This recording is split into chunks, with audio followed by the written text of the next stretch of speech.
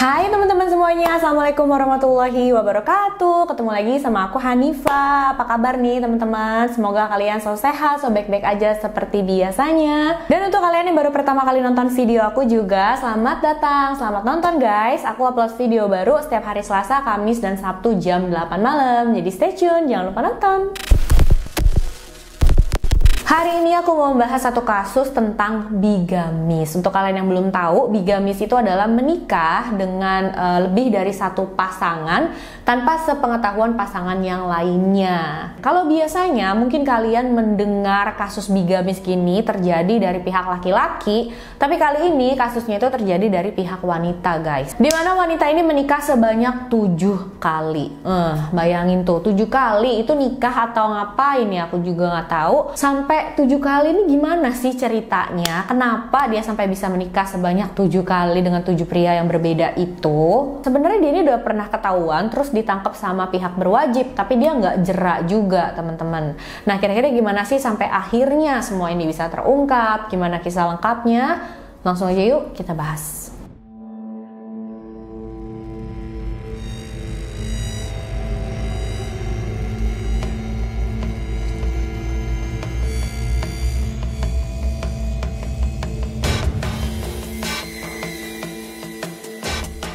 Kisah yang mau aku bahas kali ini tentang seorang wanita yang bernama Emily Horne. Dia berasal dari Inggris, lahir pada tahun 1978, dan pada usianya yang 30 tahun dia sudah menikah sebanyak 5 kali. Dan tanpa perceraian juga ya teman-teman. Jadi bukannya yang menikah terus dia cerai, nikah lagi sama pria lain, bukan. Tapi menikah dengan 5 orang pria sekaligus dalam waktu yang sama gitu loh teman-teman.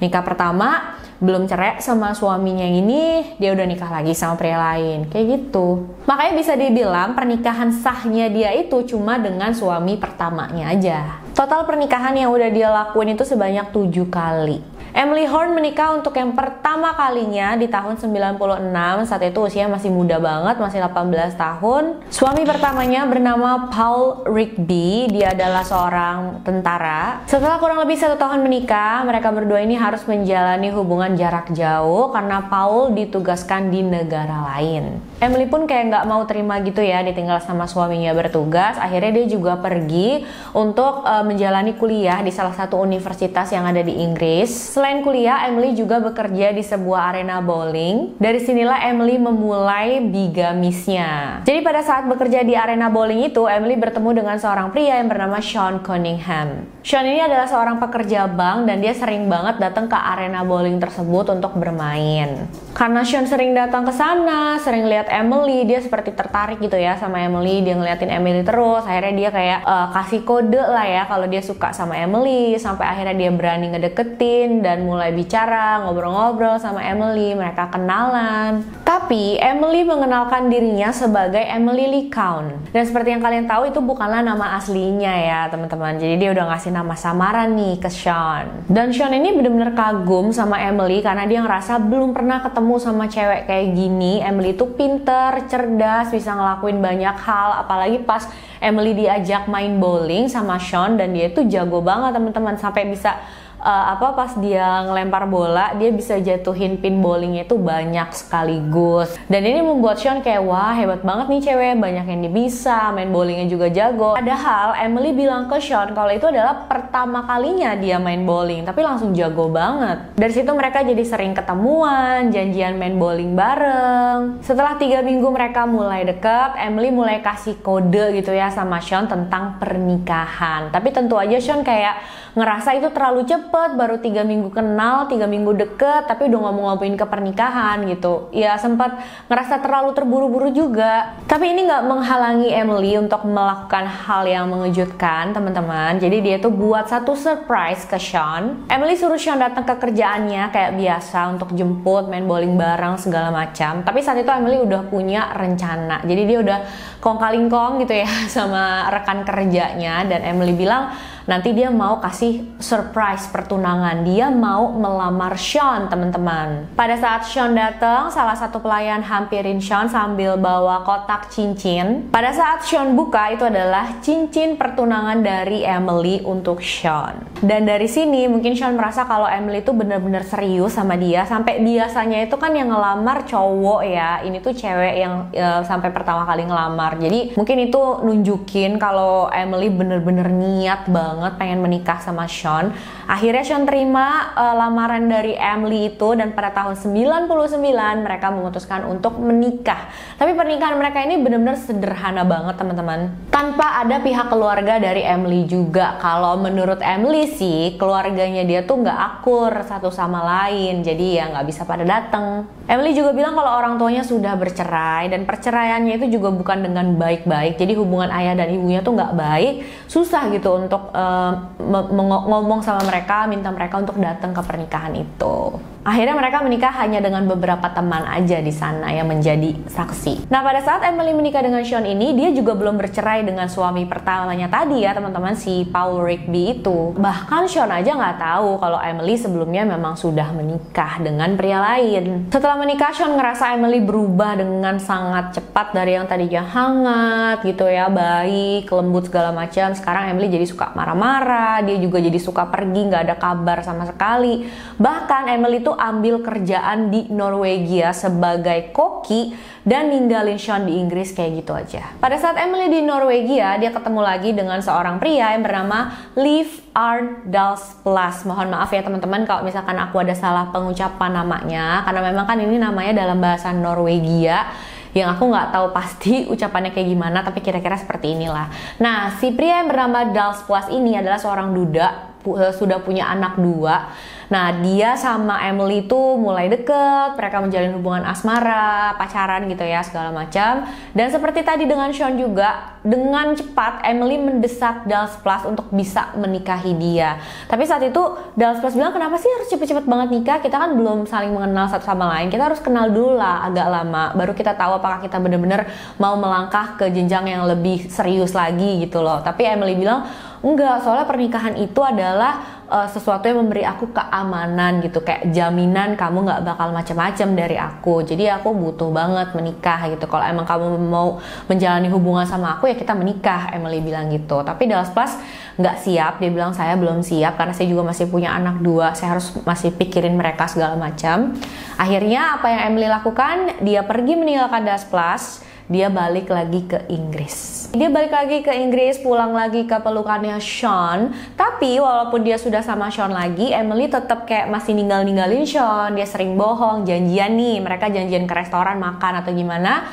Tapi pada saat yang udah ditentukan, Emily-nya nggak datang tanpa ada alasan yang jelas. Karena Sean merasa udah capek banget ngadepin sikapnya Emily yang kayak gini, akhirnya Sean memutuskan untuk pergi meninggalkan Emily. Dia pindah ke kota lain dan mengambil pekerjaan di sana. Emily sebenarnya nggak setuju dengan Sean ambil pekerjaan di kota lain itu karena dia jadi jarang ketemu kan sama Sean. Tapi Sean saat itu udah kayak, ya ngapain juga aku satu kota sama kamu juga kamu nggak ada buat aku gitu. Kita tetap jarang ketemu. Dan hubungan mereka mulai renggang tuh ya teman-teman. Tapi mereka belum bercerai secara resmi. Pada akhir Maret tahun 2000, Emily menghubungi salah satu teman baiknya Sean yang bernama Simon Thorpe. Emily ngajak Simon untuk ketemuan. Mereka ketemu di salah satu bar. Emily curhat ke Simon tentang hubungan dia dengan Sean yang sudah berakhir. Walaupun saat itu mereka belum bercerai secara resmi ya teman-teman. Tapi Emily bilang sama Simon kalau hubungan dia dengan Sean itu udah berakhir. Terus dia bilang dia kecewa banget segala macem. Dan kalian tahu gak sih, aku gak habis pikir ya kok bisa-bisanya gitu dia ngomong kayak gini sama sahabat suaminya sendiri. Dia bilang gini, aku sebenarnya pas pertama kali ketemu kamu, aku tuh sempat ada rasa loh sama kamu, aku sempat suka sama kamu. Dan sampai sekarang rasa aku buat kamu tuh sebenarnya belum hilang, Simon, gitu. Emily nyatain cintanya secara langsung ke Simon. Dan saat itu Simon kayak berpikir kalau sampai dia menolak cintanya Emily, kayaknya gak sopan banget, kayaknya nggak enak gitu ya. Plus dia juga ternyata punya perasaan yang sama katanya ke Emily. Jadi ya akhirnya dia menerima cintanya Emily ini. Setelah mereka berdua menjalin hubungan asmara, mereka tinggal di rumah orang tuanya Simon. Jadi rumah orang tua Simon itu besar banget ya teman-teman. Nah ada salah satu kamar yang lumayan luas, ada di bagian loteng. Mereka berdua tinggal di situ. Jadi mereka berdua ini ya tetap punya privacy walaupun satu rumah dengan orang tuanya Simon. Karena kan memang nggak nyatu sama bagian rumah keluarganya ya teman-teman. Apalagi kamar di bagian loteng itu juga besar, sampai di dalam kamarnya itu ada sofa, ada kamar mandi sendiri. Sampai pada akhirnya Emily dan Simon itu bertunangan dan mereka membeli sebuah rumah di daerah sana, nggak jauh dari rumah orang tuanya Simon. Tapi nggak lama setelah itu mereka berdua akhirnya berpisah teman-teman. Kenapa? Karena Emily itu selalu mendesak si Simon ini untuk nikahin dia. Ayo kita nikah aja yuk, kita nikah aja. Tapi Simon bilang, ya nggak bisa dong, status kamu sama Sean itu kan masih belum bercerai, gimana caranya kita menikah, itu kan melanggar hukum.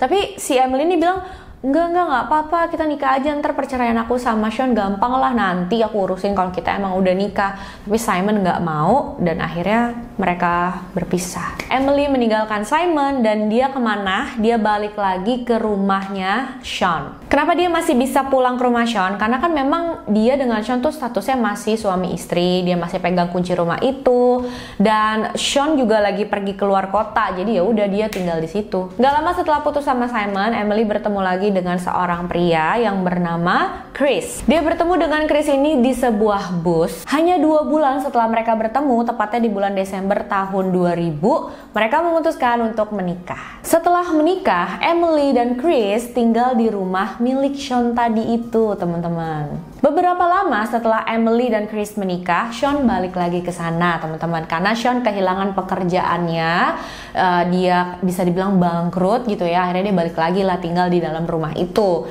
Nah saat Sean balik ke sana, Sean tahu kalau Emily sudah menikah dengan pria lain. Kenapa Sean nggak beli rumah lain atau nyewa rumah yang lain? Karena memang saat itu Sean ekonominya lagi terpuruk banget, teman-teman. Sebenarnya dia punya rumah yang lain selain itu, tapi orang tuanya sakit, keluarga juga banyak yang sakit, dan Sean butuh banget uang. Dia harus berjuang secara ekonomi, secara emosional juga. Jadi Emily bilang, ya udahlah nggak apa-apa, kamu mortgage aja dulu rumahnya, jadi digade gitu ya, digadein dulu kan kamu dapat uang dan kamu tinggal aja dulu di rumah yang ini. Aku juga nggak tahu Sean ini kok baik banget. Jadi pas dia balik ke rumah itu, walaupun dia tahu Emily sudah menikah dengan pria lain, padahal belum bercerai dengan dia, Sean ini nggak langsung tiba-tiba marah terus ngomong ke Chris, kamu tau gak sih Emily itu belum cerai loh sama aku segala macam. Enggak, justru dia menyimpan menjadi rahasianya sendiri gitu loh teman-teman. Jadi Chris taunya Sean itu ya bukannya suami Emily. Sean bilang sama Chris kalau dia adalah mantan pacarnya Emily. Jadi mereka itu bertiga tinggal satu atap. Canggung banget gak sih? Tapi akhirnya Chris tahu juga tentang kebenarannya teman-teman. Jadi pada bulan Februari 2001, Emily pergi meninggalkan Sean dan Chris entah kemana karena dia ada masalah. Dan ini memang kayaknya udah sifatnya Emily ya teman-teman. Mungkin cepat bosen sama hubungan pernikahan, tapi dia sendiri gitu yang minta buru-buru nikah. Gak ngerti juga sih. Nah dia meninggalkan Sean, dia meninggalkan Chris begitu aja tanpa kabar segala macam. Dan Chris tahu ternyata si Emily ini memang sudah menikah ya sebelumnya dengan Sean. Dilaporin lah ke polisi sama Chris kan. Dan Emily ketangkap sama polisi tapi dia nggak dipenjara, dia cuma dikasih peringatan aja. Karena mungkin ini masih termasuk kejahatan yang ringan ya. Karena kan baru pertama kali nih dia ketahuan kayak gini. Dan kalian tahu hidupnya Emily ini kayaknya semakin gak ada arah ya teman-teman. Karena Emily mulai menjadi model dewasa, model majalah-majalah dewasa. Bahkan dia main di film dewasa.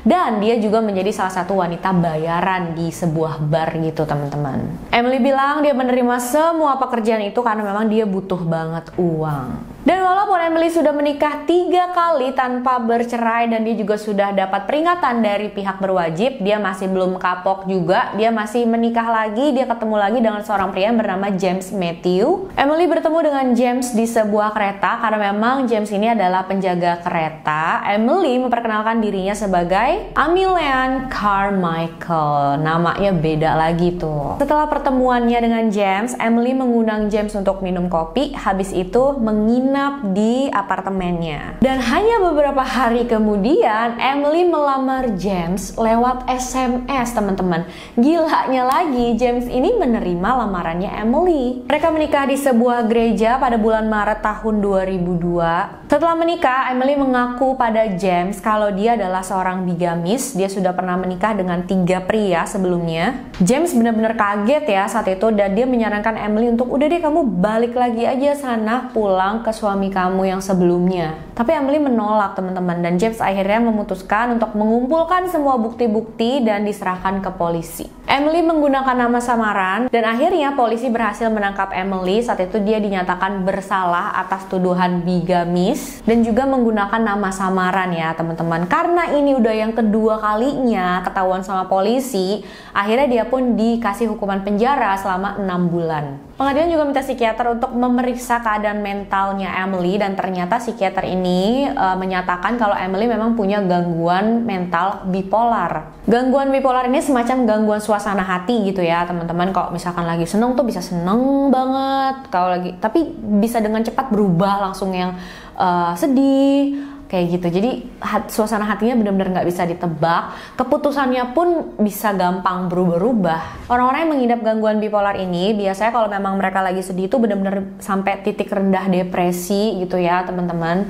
Dan itu ya pastinya berbahaya juga ya. Penyebab pasti gangguan ini masih belum bisa ditentukan, bisa jadi karena genetik, bisa jadi karena gangguan lingkungan. Setelah bebas dari penjara, pada bulan Mei tahun 2007, Emily kembali bertemu dengan seorang pria yang bernama Ashley Baker. Mereka bertemu pas Ashley bekerja di sebuah panti pijat yang ada di Rochdale, Inggris. Gak lama setelah itu mereka menikah, tepatnya di bulan September tahun 2007. Tapi bigamis yang dilakukan oleh Emily gak lama terungkap lagi, teman-teman, karena pada saat itu Emily menuduh Ashley melakukan penyerangan ke dia, terus dia laporin ke polisi.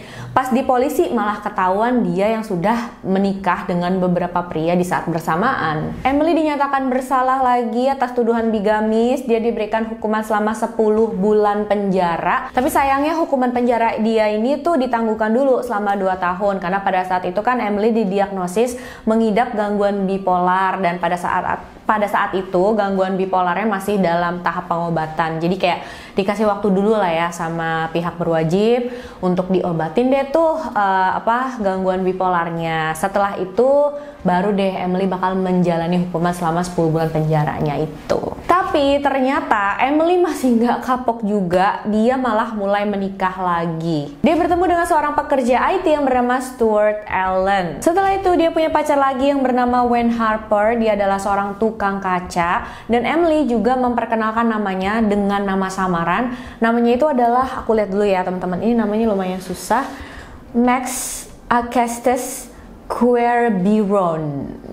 Susah banget namanya. Emily dan Wayne tinggal bareng di rumah orang tuanya Wayne. Pada tahun 2011 mereka bertunangan, dan Wayne saat itu sudah setuju untuk menikah dengan Emily. Tapi Emily malah pergi meninggalkan Wayne. Dia pergi ke Amerika Serikat, bilangnya sama Wayne kalau dia tuh mau menemui ayahnya. Padahal Emily ke Amerika itu mau bertemu dengan salah satu pria yang dia kenal lewat situs online. Pria itu adalah seorang polisi yang bernama Fred Miller. Fred lah yang bayarin tiket pesawatnya Emily untuk bisa datang ke Amerika. Setelah sampai di sana, Emily dan Fred menikah. Setelah beberapa hari menikah, mereka sempat berbulan madu, tapi pernikahan mereka ini berlangsung cepat banget. Gak lama setelah menikah, mereka langsung punya masalah. Akhirnya Emily memutuskan untuk meninggalkan Fred di sana, dan dia balik lagi ke Inggris. Dan untuk yang ke-7 kalinya setelah sampai di Inggris, Emily menikah lagi dengan seorang pria yang bernama Craig Hadwin, dan mereka ini bertemu di salah satu situs kencan online. Mereka menikah dengan upacara seadanya di Skotlandia, dan ada rahasia lainnya lagi dari Emily nih teman-teman. Selain dia melakukan bigamis, terus dia juga punya gangguan bipolar, dia itu juga punya kecanduan sama obat-obatan terlarang. Emily kecanduan pada obat penenang dan obat penghilang rasa sakit. Cara dia dapetinnya, dia buat resep palsu dengan nama samaran. Jadi caranya itu Emily bakalan nelfon ke apotik, minta obat penenang, minta obat penghilang rasa sakit, tapi dia nggak bilang nama yang sebenarnya. dia mengaku kalau dia adalah kakaknya Craig. Terus pernah juga sekali dia mengaku sebagai adiknya Craig, karena kan Craig ini memang punya kakak, punya adik, dan itu perempuan. Nah, Emily mengaku sebagai mereka, teman-teman. Sampai akhirnya Emily ini ketangkep karena dia ketahuan mau dapat obat gitu ya. Dia kasih resep obat dengan menyamar sebagai suami ketujuhnya. Emily dinyatakan bersalah, tapi lagi-lagi dia nggak bisa dihukum ya, teman-teman, karena memang harus menunggu dulu evaluasi dari psikiater tentang keadaan mentalnya dia. Pada 20 Maret 2012, hakim memberlakukan pengawasan ketat selama 12 jam kepada Emily dari mulai jam 7 pagi sampai jam 7 malam. Selama 12 jam itu Emily bakalan diawasi secara ketat banget sama petugas, dan dia juga dipasangin kayak gelang kaki elektrik gitu yang bisa mendeteksi di mana keberadaan dia. Dia nggak boleh jauh-jauh dari rumah, paling jauh cuma berapa ratus meter aja gitu. Dari 7 pernikahan yang dilakukan oleh Emily, cuma pernikahannya bersama Paul Rigby aja yang dinyatakan sah ya, teman-teman, dengan suami pertamanya. Dan saat itu suami pertamanya kan bertugas sebagai tentara di luar negeri ya. Ternyata Paul Rigby ini sering kirimin surat cinta untuk Emily. Dia nggak tahu ya kalau ternyata istrinya di Inggris itu ya udah menikah beberapa kali sama pria lain. Pada saat Paul Rigby pulang ke Inggris pun Emily kayak udah nggak mau bersatu lagi sama dia. Emily justru meninggalkan Paul, dan Paul ini sempat cari Emily kemana-mana tapi nggak bisa nemuin juga. Rigby berusaha nemuin Emily untuk memutuskan hubungan mereka untuk bercerai gitu ya, teman-teman, tapi sayangnya memang Emily susah banget ditemuin. Menurut ayah Emily, dari kecil itu Emily adalah anak yang ceria, baik-baik aja, polos, sama lah seperti anak-anak biasanya. Tapi memang pada saat Emily masih sangat muda, orang tuanya itu harus bercerai, dan ini pukulan yang berat banget untuk Emily, dan bisa jadi ini juga yang mempengaruhi keadaan mentalnya ya, teman-teman. Karena setelah orang tuanya bercerai, Emily ini memang langsung berubah jadi anak yang rada aneh. Dia juga jadi anak muda yang bermasalah, suka kabur-kaburan dari rumah, nggak pulang selama beberapa hari. Jadi kayak pengen memberontak ke orang tuanya gitu ya, mungkin cari perhatian ke orang tuanya dengan cara yang kayak gitu deh. Jadi ya intinya sampai sekarang Emily itu masih berkeliaran, dan mudah-mudahan aja nggak ada korban lainnya lagi, karena kan memang dia itu sudah dinyatakan bersalah tapi nggak bisa divonis gara-gara gangguan bipolarnya yang memang masih dalam tahap pengobatan. Tapi menurut aku kenapa nggak ditaruh ke dalam rumah sakitnya aja gitu ya, dirawat di sana secara intensif, jadi dia nggak berkeliaran cari korban lain. Mungkin dia nggak bermaksud untuk kayak gitu, tapi karena suasana hatinya yang memang nggak bisa dia kontrol, jadinya ya dia begitu. Karena menurut aku siapa juga sih ya yang pengen nikah terus ntar sama yang lain lagi, pisah segala macam, kehidupan yang bener-bener berantakan kayak gini. Karena kasian juga ya sama pria-pria yang dinikahin Emily ini. Mungkin mereka sudah berharap banget punya pasangan seumur hidup, punya keluarga kecil yang bahagia segala macam, tapi ternyata mereka nggak bisa dapetin itu gitu. Dan lagi-lagi kayaknya ini bukti kalau misalkan mau menikah harus kenal jauh dulu, harus kenal bener-bener deket dulu, lama dulu, baru gitu ya bisa memutuskan ke jenjang yang lebih serius itu. Karena kan kita berharap ya menikah tuh dalam hidup cuma satu kali aja kalau bisa gitu ya. Kalau memang pengen manusia pasti kayak gitu ya. Pokoknya makasih banget deh udah nonton videonya sampai akhir. Menurut aku ini benar-benar kisah yang menarik, karena biasanya yang melakukan kayak gini kan cowok ya, kebanyakan yang aku dengar gitu. Nah ini perempuan, jadi kayak masih jarang gitu kan ya teman-teman. Mudah-mudahan sih tetap jarang ya. Jangan banyak yang kayak gini lah. Jangan lupa komen ya apa pendapat kalian tentang kasus ini, dan kalian pernah nggak sih nemuin hal kayak gini juga di keluarga kalian? Amit-amit ya, tapi mungkin kenalan kalian ada orang yang kalian tahu melakukan hal kayak gini atau ngalamin jadi korban bigamis kayak gini. Jangan lupa komen ya teman-teman, aku pengen banget dengar. Jangan lupa like, subscribe, dan share video ini sebanyak-banyaknya juga. Makasih ya udah nonton sampai akhir. Sampai ketemu di video selanjutnya. Dan untuk kalian yang mau request juga boleh ya, silahkan kirim DM ke Instagram aku hanifastory92. Sebisa mungkin pasti aku bahas gitu apa requestan kalian. Tapi kalau misalkan kasus-kasus yang udah banyak orang lain yang bahas juga, memang kadang aku suka pikirin lagi teman-teman, karena kan aku tuh kayak gini sekalian kayak pengen kalau misalkan ada cerita yang belum banyak dibahas gitu, jadi kayak pengen nyampein juga untuk ke sisi dari korbannya gitu, cerita dari sisi korbannya juga. Jadi kalau misalkan udah banyak yang bahas itu kan ya mungkin kalian udah tahu semuanya lah gitu, udah nggak ini lagi. Cuma emang banyak dari kalian yang bilang pengen denger gitu kalau Kak Hanifah yang ceritain kayak gimana, kalau aku yang ceritain kayak gimana. Ya nggak apa-apa sih, ya pokoknya kalau kalian mau request aja ya teman-teman, nanti aku pasti baca dan insya Allah aku pasti bawain gitu. Tapi ya mohon bersabar aja gitu, karena kan seminggu aku cuma kasih video 3 kali aja ya teman-teman ya. Oke, makasih, sampai jumpa di video selanjutnya guys.